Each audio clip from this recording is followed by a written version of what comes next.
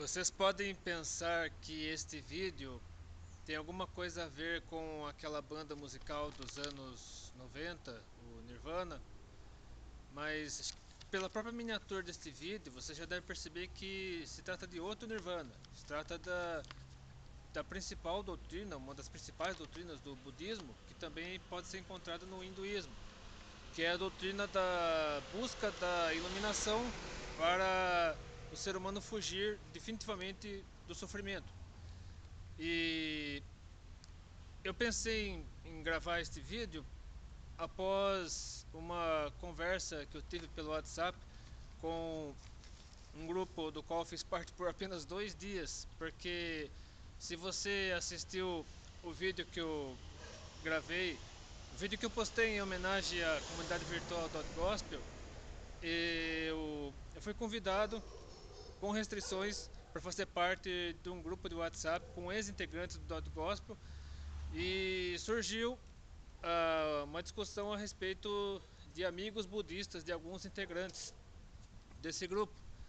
E eu, eu até estava pensando em mostrar aqui, só que o grande problema é que eu não quero comprometer ninguém.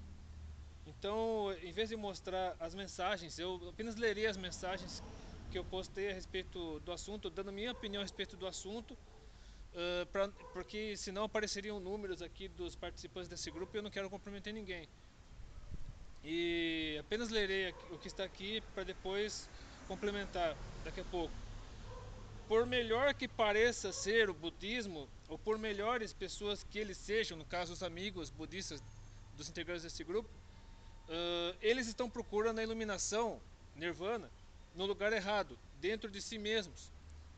E eles também creem na reencarnação e na salvação exclusivamente pelas obras, o que a Bíblia abomina. Não adianta. Somente em Jesus eles encontrarão o que tanto procuram.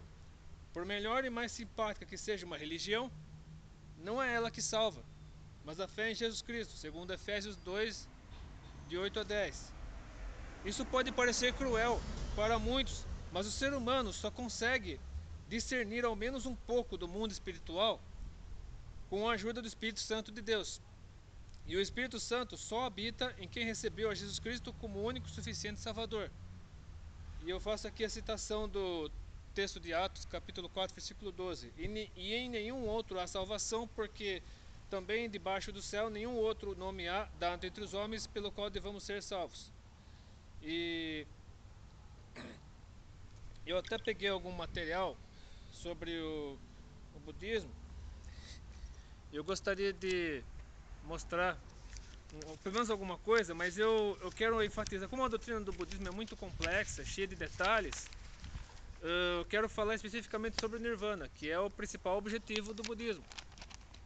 Então, deixa-me só ver aqui o resumo que a Wikipédia mostra a respeito do Nirvana.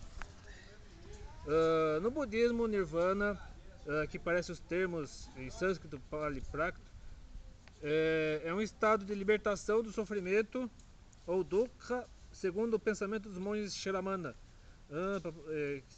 Em Pali significa sopro, soprar ou ser assoprado.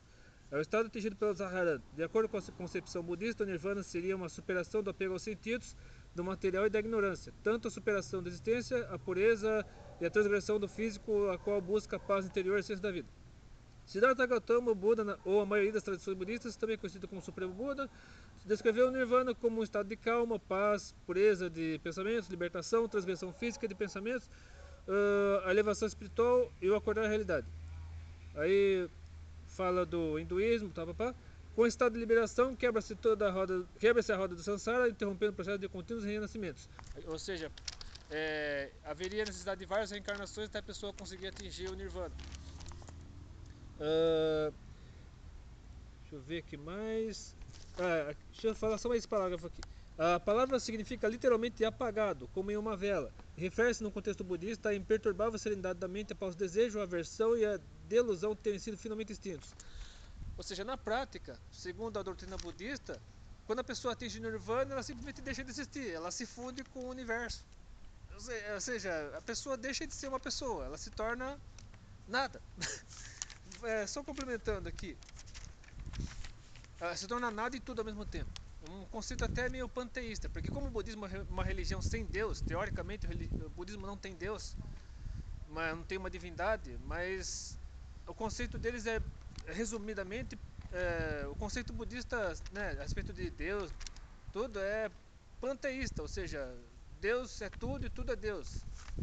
Mas deixa eu ver aqui o que a entrada budismo, né, o verbete budismo na Wikipédia fala sobre o Nirvana. O Nirvana é a meta do budismo, é o apagar do fogo das paixões e extinção do ego, é não necessitar mais reencarnar, é o que todo budista procura por toda a vida, a paz absoluta, é o que faz do homem como um Buda, é a iluminação, é a extrema paz. Agora deixe-me mostrar o que a Bíblia diz a respeito dos principais conceitos do Nirvana, ou principais doutrinas do budismo, cujo objetivo principal seria o Nirvana, que é a iluminação, a extinção do sofrimento, essas coisas assim. Primeiro vejamos o que diz o relato da criação sobre a queda do ser humano. Tudo começou com a queda do ser humano, porque Deus fez o homem perfeito, Deus fez o homem e a mulher perfeitos, sem pecado. É claro que não como ele, não como Deus, mas a imagem e semelhança de Deus. Mas Satanás enganou Eva e Adão, eles pecaram, e aqui fala sobre Deus indo atrás de Adão e Eva, que se esconderam porque perceberam que estavam pelados, e logo depois de terem mordido o fruto proibido, eles perceberam que estavam nus, ouvindo a voz deles, se esconderam de Deus. Deixa eu ver o que diz aqui em Gênesis capítulo 3, versículos 9 a 13. E chamou o Senhor Deus a Adão e disse-lhe: onde estás? E ele disse: ouvi a tua voz soar no jardim e temi, porque estava nu e escondi-me. E Deus disse: quem te mostrou que estavas nu? Comeste tu da árvore que te ordenei que não comesses? Então disse Adão: a mulher que me desse por companheira, ela me deu da árvore e comi. E disse o Senhor Deus à mulher: por que fizeste isso? E disse a mulher: a serpente me enganou e eu comi. Ou seja, o homem culpou a mulher culpou a serpente, no caso o diabo. Aí as consequências de tudo isso, todos nós sabemos, todos nós sofremos até hoje, todos nós carregamos essa natureza pecaminosa desde esse incidente. E isso só chegará ao fim quando Jesus voltar, resgatar para si, levar a igreja consigo e acabar com todos os inimigos de Deus e plantar novos céus e nova terra na eternidade celestial, enfim, implantar o seu reino definitivamente, a vitória definitiva sobre as forças do mal. Agora vejamos o que o próprio Jesus disse em primeiramente o que o apóstolo João disse no início do seu evangelho, logo no início do seu evangelho, a respeito de Jesus, porque, como eu já disse aqui na mensagem do WhatsApp, não adianta, Jesus é que tem que ser o objetivo central de tudo. Os budistas e outras religiões também, praticantes das religiões orientais, eles buscam a iluminação, eles buscam o nirvana da maneira errada, ou seja, olhando para dentro de si mesmos. Mas a busca da iluminação, a busca do fim do sofrimento tem que ser em Jesus. Somente Jesus pode proporcionar isso. Vejamos aqui primeiramente o que diz o apóstolo João, logo no início do seu evangelho, no capítulo 1, versículos 1 a 9. No princípio era o verbo, e o verbo estava com Deus, e o verbo era Deus. Ele estava no princípio com Deus. Todas as coisas foram feitas por ele, sem ele nada do que foi feito se fez. Nele estava a vida, e a vida era a luz dos homens. E a luz resplandece nas trevas, e as trevas não a compreenderam. Houve um homem enviado de Deus, cujo nome era João. Aqui João, evangelista, está falando de João Batista. Este veio para testemunho, para que testificasse da luz, para que todos crescem por ele. Não era ele a luz, mas para que testificasse da luz. Ali, no caso em Jesus Cristo, estava a luz verdadeira, que ilumina todo homem que vem ao mundo. Ou seja, a luz verdadeira é Jesus Cristo. Qualquer outra luz que vier é enganosa. Fora a luz que nós conhecemos, assim, materialmente falando, mas a luz espiritual, a verdadeira luz, a única luz que devemos procurar, está em Jesus, está em Deus, e não em nós mesmos, como essa busca incessante pelo Nirvana. E ainda no Evangelho de João, vejamos o que Jesus diz nas últimas instruções aos discípulos, no capítulo 14, 27, capítulo 16, versículos 7 a 11 e versículo 33. Deixo-vos a paz, a minha paz vos dou, não vou lá dou como o mundo a dá. Não se turbe o vosso coração, nem se atemorize. Aqui dizendo que somente Jesus pode proporcionar a verdadeira paz, e não a paz que os que perseguem o Nirvana, os que buscam o Nirvana, procuram uma paz que não existe. E a verdadeira paz só é encontrada em Jesus Cristo. Continuando aqui, todavia digo-vos a verdade, que vos convém que eu vá, no caso Jesus vá, porque se eu não for, o Consolador não virá a vós, mas quando eu for, vou-lo enviarei. E quando ele vier, convencerá o mundo do pecado, da justiça e do juízo. Do pecado, porque não creem em mim. Da justiça, porque vou para o meu Pai e não me vereis mais. E do juízo, porque já o príncipe desse mundo está julgado.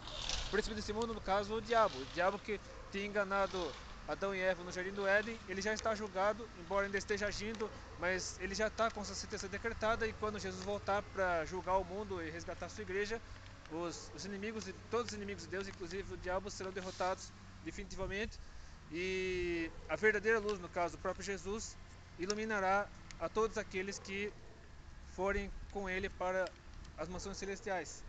E terminando esse trecho, aqui no versículo 33, tenho-vos dito isto para que em mim tenhais paz. No mundo tereis aflições, mas tende bom ânimo, eu venci o mundo.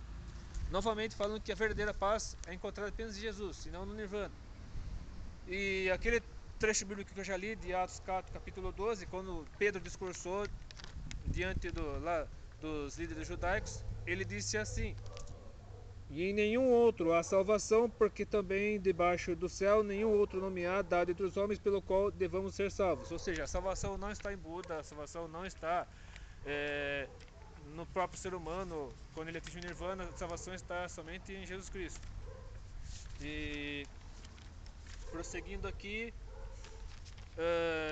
mais 4 textos bíblicos que mostram, refutam algumas doutrinas do budismo e a própria busca pelo Nirvana. Primeiramente, a primeira carta de Paulo aos Coríntios, capítulo 10, versículo 13.